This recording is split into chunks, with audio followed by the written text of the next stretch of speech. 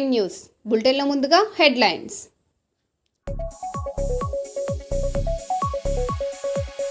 ఇబ్రహీం నగర్ గ్రామంలోని సీసీ కెమెరాలు ప్రారంభించిన additional ACP Subhash Chandrabose.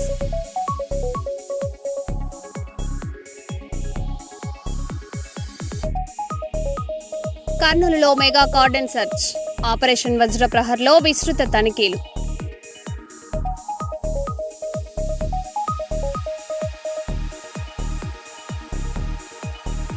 Godavari కనిలో CPI వినూత్న నిరసన, పెట్రోల్ డీజిల్ ధరలు తగ్గించాలని డిమాండ్.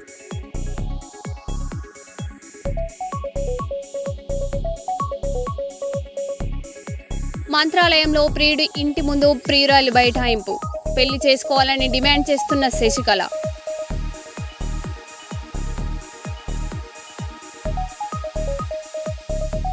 మక్క రైతుల ఆందోళన, రైతులకు మద్దతుగా మాజీ ఎమ్మెల్యే గండ్ర వెంకట రమణారెడ్డి.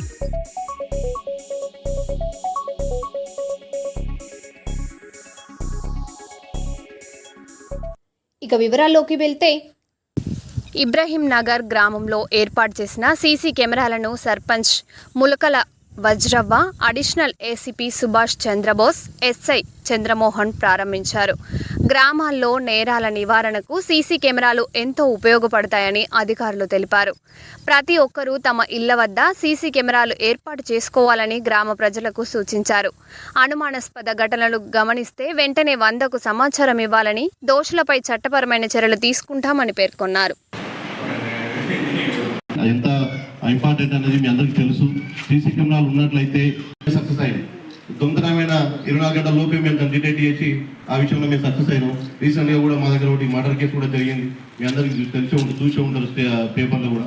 దాంట్లో కూడా మాకు సీసీ కెమెరా అనేది చాలా ఎవిడెన్స్ అనేది మాకు దొరకడం జరిగింది. వాటి ద్వారా మేము డిటెక్ట్ చేయడం జరిగింది.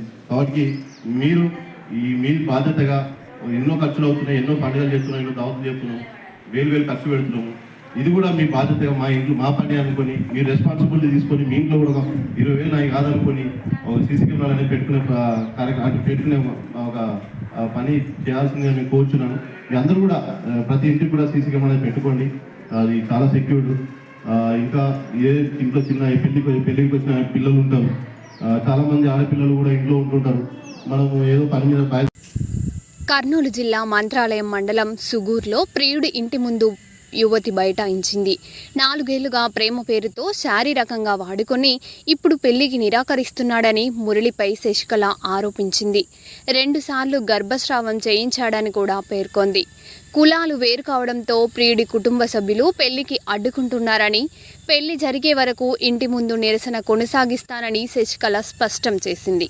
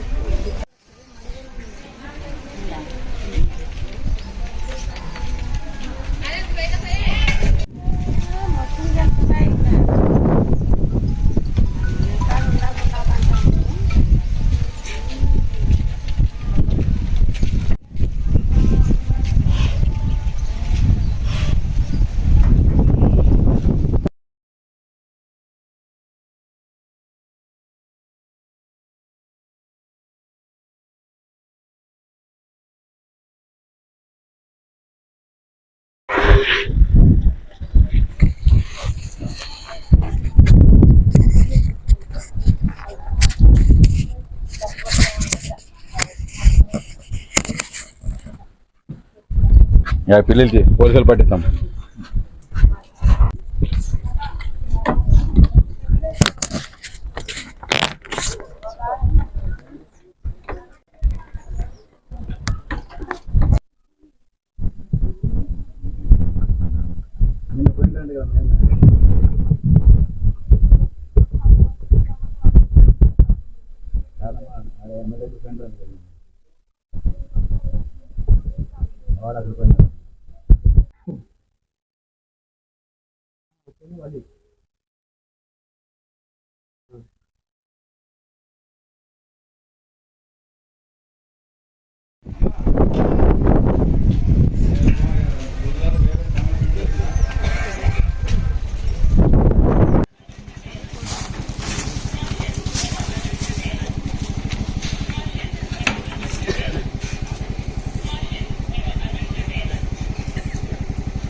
మీ పేరు చెప్పండి.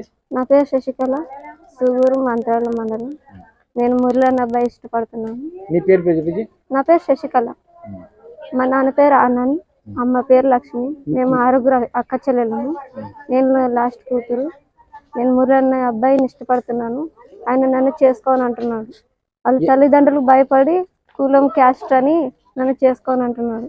ఇష్టం ఉంది, ప్రేమిస్తున్నా అని చెప్పి 2 months ప్రెగ్నెంట్ చేసి 2 months ప్రెగ్నెంట్ తీపించినాడు. ఎన్ని రోజుల నుండి మీరు ప్రేమించుకుంటున్నారు? 4 సంవత్సరాల నుంచి. మీరేం కులము, వాళ్ళేం కులం? మేము సాకులం. వాళ్ళు కురువళ్ళు. అబ్బాయి ఏం చదువుకున్నాడా? డిగ్రీ చదివినాడంట. మీ ఇద్దరికి ఎన్ని సంవత్సరాల పరిచయం? 4 సంవత్సరాలు. ఇప్పుడు ఏమంటున్నాడు? నీట్గా చెప్పు. అబ్బాయి నేను నాకు ఇష్టం ఉంది, ఆయన చేసుకోని అంటున్నాడు. వాళ్ళ నాన్న ఆయనకు కూడా ఇష్టం ఉంది, వాళ్ళ అమ్మ నాన్నలకు భయపడి చేసుకొని అంటున్నాడు. నాన్న చనిపోయినాడు, అమ్మ ఒకటి ఉంది. నా పేరు రఘునాథ్. నా పాప శశికళ నా మరదలు. ఇలాగ ప్రేమించి 4 సంవత్సరాల నుంచి ప్రేమించుకుంటున్నారు. అక్కడ కురువ మున్నప్ప కొడుకు మురళి. ఇలాగ నాకు కూడా తెలీదు ఈ విషయం. 4 సంవత్సరాల నుంచి అలాగే గుట్టుగా జరుగుతుంది. ప్రేమించుకున్నా నాకు రీసెంట్గా 5 రోజుల కిందట నాకు ఈ విషయం బయటపడింది. ఆ పాప సంబంధాలు తెచ్చినప్పుడు నేను చేసుకుంటే వాడిని చేసుకుంటాను, లేకుంటే ఆత్మహత్య చేసుకుంటానని చెప్పింది బెదిరి. వాడు అబ్బాయి కూడా ప్రెగ్నెంట్ చేసినాడు. 3 monthsకి టాబ్లెట్స్ తెచ్చినాడు. ఆ టాబ్లెట్స్ కూడా పీరియడ్స్ కింద వెళ్ళిపోయింది. అది కాదని మా అత్తకి నైట్ ఇంటికి వచ్చినప్పుడు టీలోకి మత్తు మందు కలిపి నిత్య మధురాలు కలిపి పండబెట్టి వాడు వచ్చి కాసి నువ్వు రాకుంటే నా దగ్గరికి నేను బ్లాక్మెయిల్ చేస్తానని బెదిరించినాడు. నీ ఫోటోలు ఎక్కడ పడితే అక్కడ బయటికి లాగుతారని చెప్పినాడు. బెదిరించాక ఆ పాప లొంగి కాసి ఇవి ఇలాగ చేసినారని చేసిన. మాకైతే న్యాయం జరగాలి. ఇంకో పాప చేసుకుంటే ఇంకో పాప అలాగే మా చిన్న ఏం జరిగేదమ్మా చెప్పు. ఫస్ట్ నుంచి చెప్పు. మీ పాప పేరేమి? చెప్పమ్మా. లేనప్పుడు వచ్చేదే, నన్ను ఊరికి పెట్టి లేనప్పుడు కలిసారే, ప్రేమించుకున్నారే. అక్కడ ఎవరు పేరు? ఆ పిల్లని పేరు ఏం పేరు? ఏమిటి వాళ్ళు? కురువాళ్ళు ఊర్లే చేసమ్మ. పెండ్లి చేసుకుంటే వాళ్ళు అంటది, నన్ను చేసుకుంటే అక్కడే చేసుకుంటాను అంటది. పెండ్లి వాళ్ళు అంటది సార్. ఈ మాటకి నాకు ఆ పిల్లోడు ఏమంటున్నాడు? పెళ్లి చేసుకుంటే వాళ్ళు అంటాను. నిద్ర మాత్రం లేచి నన్ను పెండి పెట్టి ఈ పని చేశారు సార్. అతని కొడుకు తీపిచ్చాను. ఇంత అవతారం చేశారు సార్. నేను తప్పుడు నన్ను.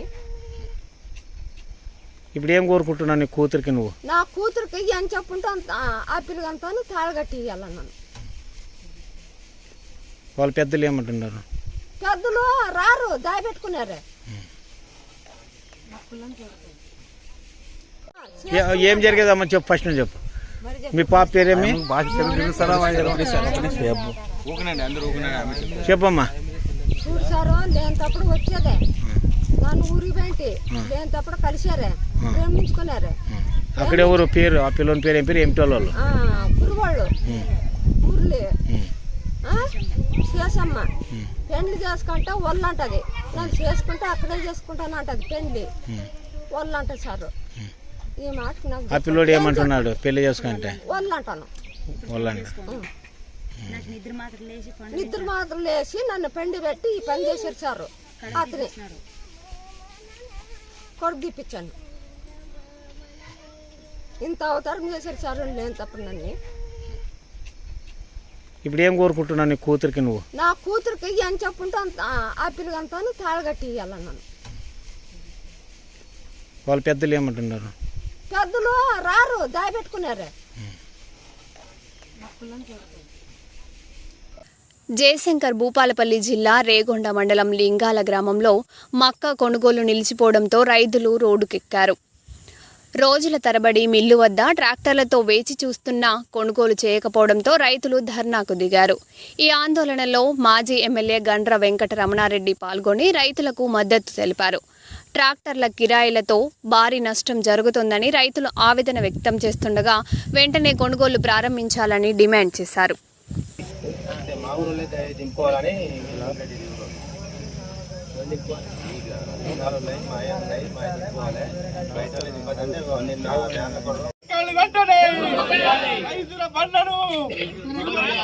రైతుల మక్కలు రైతులు పండించిన మక్కలు వెంటనే రైతుల ఐక్యత రైతుల పట్ల రాష్ట్ర ప్రభుత్వం మొండి వైఖరి రైతుల ఐక్యత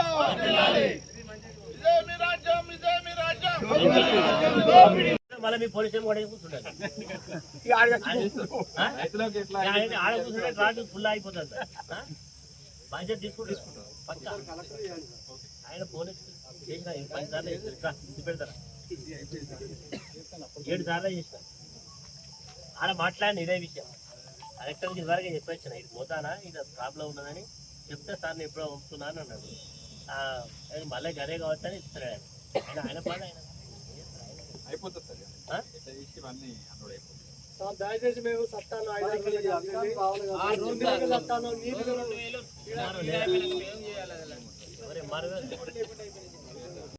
ఈరోజు లింగాల మిల్లు దగ్గర ఉన్నాం మనం. ఈ మండలంలో పండించినటువంటి మక్కలు పండించిన రైతులకు ఈ యొక్క మిల్లును అలాట్ చేయడం జరిగింది. వాళ్ళు రైతులు ముందు పోయి అక్కడ ట్రక్ షీట్ తీసుకొని వాళ్ళ దగ్గర చిట్టి తీసుకొని ఇటు దాకా వచ్చిళ్ళు. ఇది కూడా ఏంటంటే గతంలో సెంటర్ తీసుకొస్తే వాళ్ళే జోక్కునేది, వాళ్ళే తెచ్చి పెట్టేది. కానీ ఇప్పుడు 51 కిలో నర జోకాలే రైతు. ఆయన కాంటా పెట్టుకోవాలి, ఆయన కుట్టాలి, ఆయనే ట్రాక్టర్ లోడ్ చేయాలి, తెచ్చి ఇక్కడ అన్లోడ్ చేయాలి. ఇది రైతు బాధ్యత. గతంలో ఇది లేదు, భారతాన్ని రైతే కొనుక్కోవాలి. ఇవంతా కూడా కొత్త నిర్వచనాలు చెప్తున్నారు. అన్నీ కూడా కష్టపడి లోడ్ చేసుకొని తెచ్చిండ్రు. 6 రోజులైంది ఇక్కడికి వచ్చి ఒక ట్రాక్టర్, 7 రోజులైంది. రోజుకు 2,000 రూపాయల డ్యామరేజ్ పడుతుంది ట్రాక్టర్ మీద రైతుకు. అంటే 7 రోజులు అవుతే 15,000 రూపాయలు రైతు 14-15,000 పోతాయి. డ్రైవర్ ఉంటే ఆయనకు బత్తా ఇవ్వాలి, రోడ్డు 100-200 తినడానికి నీళ్ళు తాగడానికి ఆయనకి ఇవ్వాలి. దీనివల్ల రైతుకి మిగిలేదేంది, రైతుకు ఉరిగేదేంది? ఒక్కొక్క పక్క యూరియా దొరికి ఇబ్బంది పడి వ్యవసాయం చేసిండు. ఇంత ఎండాకాలంలో కష్టపడి మక్కలన్నీ కూడా ఎండబోసుకొని తెచ్చిండు. మరి అయినా ఇంత నిర్లక్ష్యం చేస్తూ ఉన్నారు. ఇప్పుడే ఎస్ఐ గారు మా అందరికి ఏం చెప్పిండంటే నేను సాయంత్రం లోపల ఇవి కొనుగోలు దింపిస్తా అని చెప్తున్నాడు. ఆయన మాట మీదనో లేకపోతే జిల్లా కలెక్టర్ గారితో మాట్లాడిన ఆయన ఇచ్చిన దానితో మేము ఇక్కడ చేస్తున్నాం. సాయంత్రం లోపల కనుక ఈ యొక్క మక్కలను దిగుమతి చేయకపోతే ఖచ్చితంగా మళ్ళీ సాయంత్రం వచ్చి మేము పోలీస్ స్టేషన్ కంటే మళ్ళీ కూర్చోవాల్సి వస్తుంది. అంత దూరం రానియద్దు. రైతులంటే ఇంత నిర్లక్ష్యం ఎందుకంటే పాలకులకు? రైతే లేకపోతే మన బతికెక్కడిది? రైతు లేకపోతే మనం ఏం తింటాం, ఏం తిని బతుకుతాం?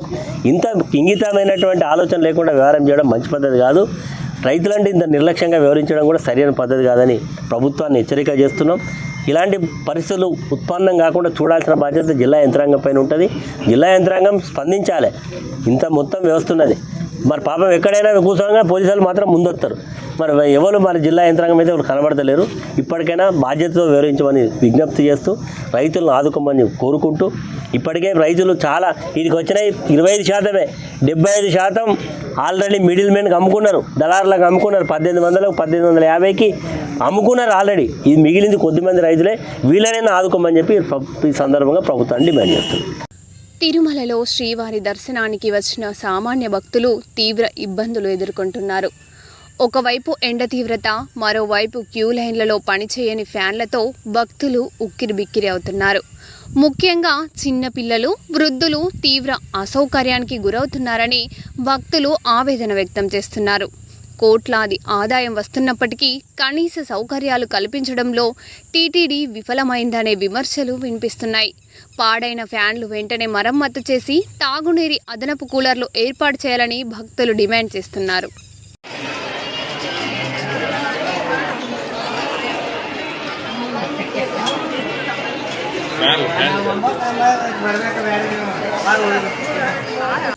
శ్రీకాకుళం జిల్లా పాతపట్నంలో సమ్మర్ క్యాంపు పేరుతో మత ప్రచారం జరుగుతోందన్న ఆరోపణలు కలకలం రేపుతున్నాయి. స్థానిక రవి స్కూల్లో నిర్వహిస్తున్న కార్యక్రమంలో చిన్నారులకు క్రైస్తవ మత బోధనలు చేస్తున్నారని హిందూ సంఘాలు ఆరోపించాయి. సమాచారం అందుకున్న ఆర్ఎస్ఎస్ ప్రతినిధులు, హిందూ సంఘాల నాయకులు స్కూల్ వద్దకు చేరుకొని కార్యక్రమాన్ని అడ్డుకున్నారు. పిల్లల అమాయకత్వాన్ని ఆసరాగా చేసుకొని మత ప్రచారం చేయడం రాజ్యాంగ విరుద్ధమని మండిపడ్డారు. ఘటనపై అధికారులు విచారణ జరిపి చర్యలు తీసుకోవాలని స్థానికులు డిమాండ్ చేస్తున్నారు. ఈరోజు పాతపట్నంలో మాకు ఒక సమాచారం అందింది.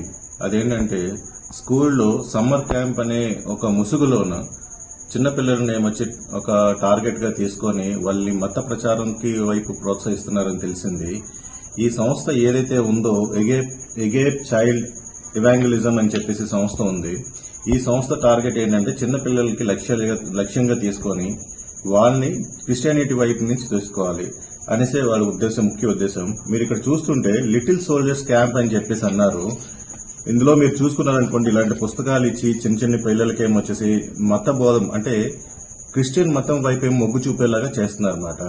మీరు చూసుకుంటే the first qualification for the soldier of Christ అని చెప్పేసి అన్నారు.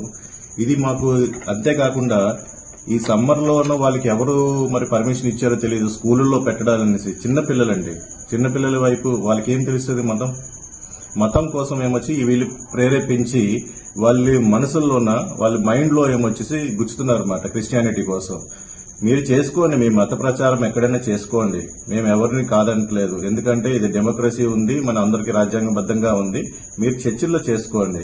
చిన్న పిల్లల్ని ముఖ్యంగా చూసుకుంటే మన హిందూ పిల్లల్ని టార్గెట్ గా చేసుకుని వాళ్ళందరూ ఏం చేస్తున్నారంటే ఇలా చిన్న చిన్న సమ్మర్ క్యాంప్ అని చెప్పేసి రమ్మంటారు. వాళ్ళకి ఏదో మంచి ఆటలు ఆడిపిస్తాము, ఏదో కోచింగ్ చేస్తామని అంటారు. కానీ అక్కడ జరుగుతుందంతా మత ప్రచారమే. మళ్ళీ అడిగితే వాళ్ళకి ఏంటంటే ఇది రాజ్యాంగబద్ధంగా మేము చేస్తున్నాము, మాకు ఎక్కడైనా చేసుకోవచ్చు, మాకు ఆ స్వేచ్ఛ ఉందని చెప్పేసి అంటున్నారు. ఈ రోజు మాకు తెలిసిన వెంబటనే మేము ఇక్కడ పాతపట్నంలో జరిగిన విషయం తెలిసిన మాకు సమాచారం అందిన వెంబటనే మేము అక్కడికి వెళ్లి ఇది తప్పు, ఇలాంటివి చేయకూడదని చెప్పేసి ఆ స్కూల్ యాజమాన్యం కూడాను మేము హెచ్చరించాము. అక్కడి నుంచి కూడాను వాళ్ళని పంపించాము, మేము అడ్డుకున్నాం కూడాను. ఇలాంటివి పునరావృతం కాకుండా తగు చర్యలు తీసుకోవాల్సిన బాధ్యత ప్రతి ఒక్క హిందూ మీద ఉన్నాయి.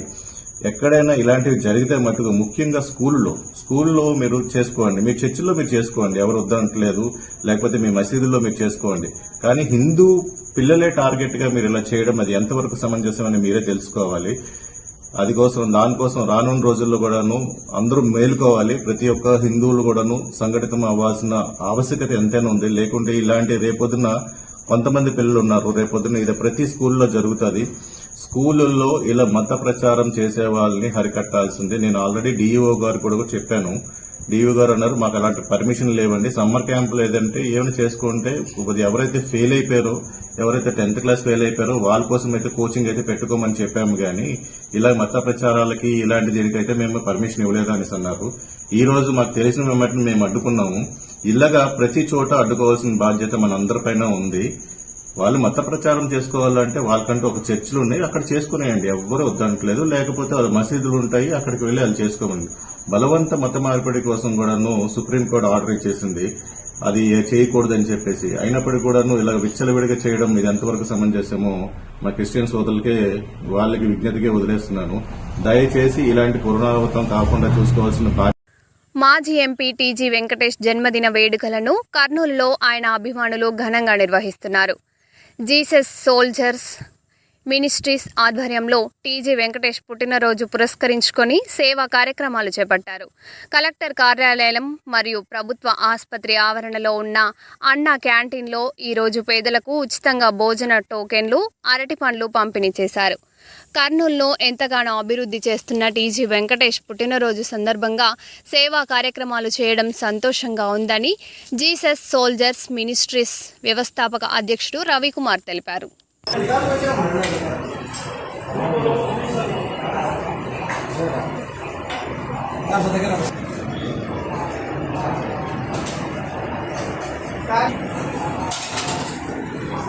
టోకన్ కూడా మీరు ఇచ్చిందా?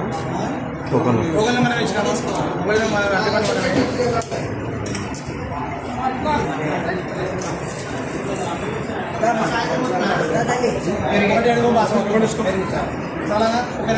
నాకు గుర్తులే.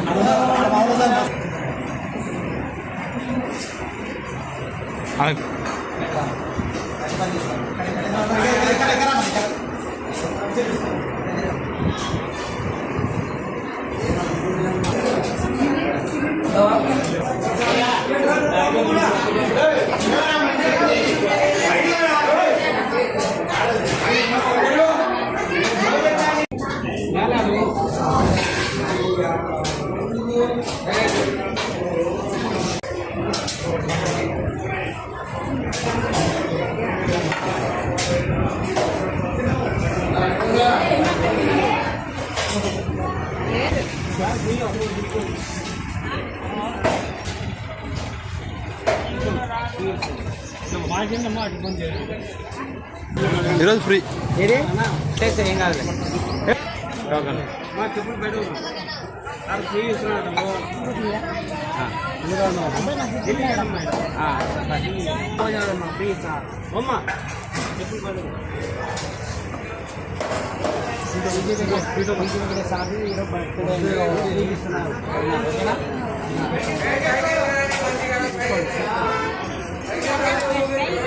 ఇచ్చారు లోపల ఇచ్చారు నువ్వు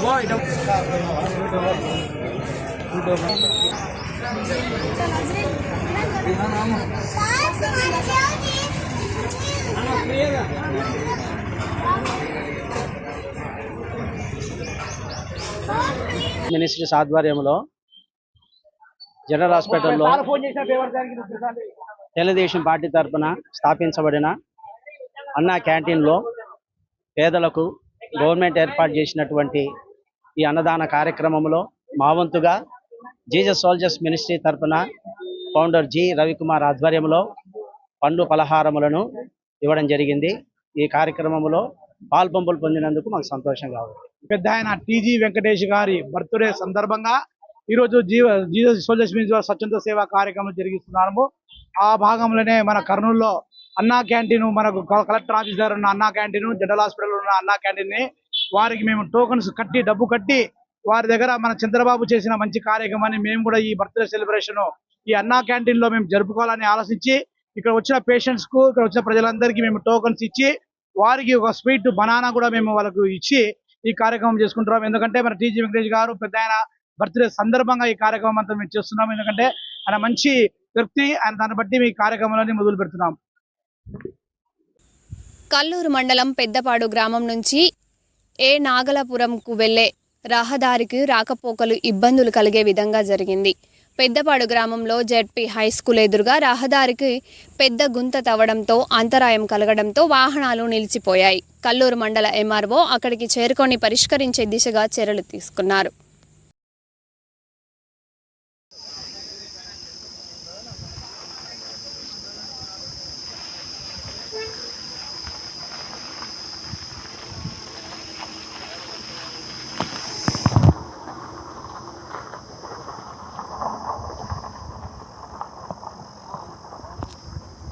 మెగా టైమ్స్ స్టాఫ్ రిపోర్టర్ నేను వెయిట్ చే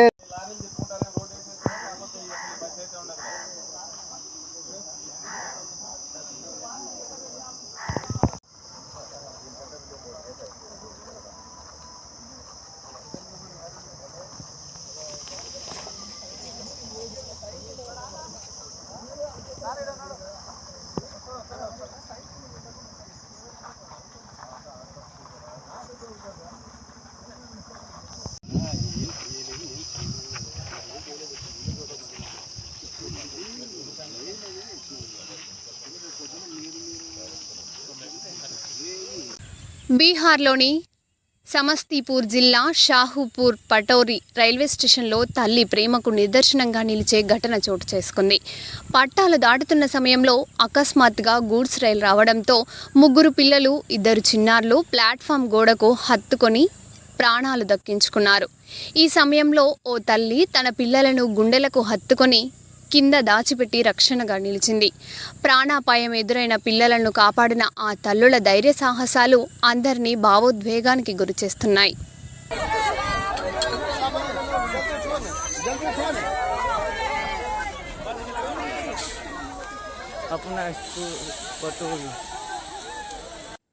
మరో బులెటిన్లో మళ్ళీ కలుద్దాం. Stay tune.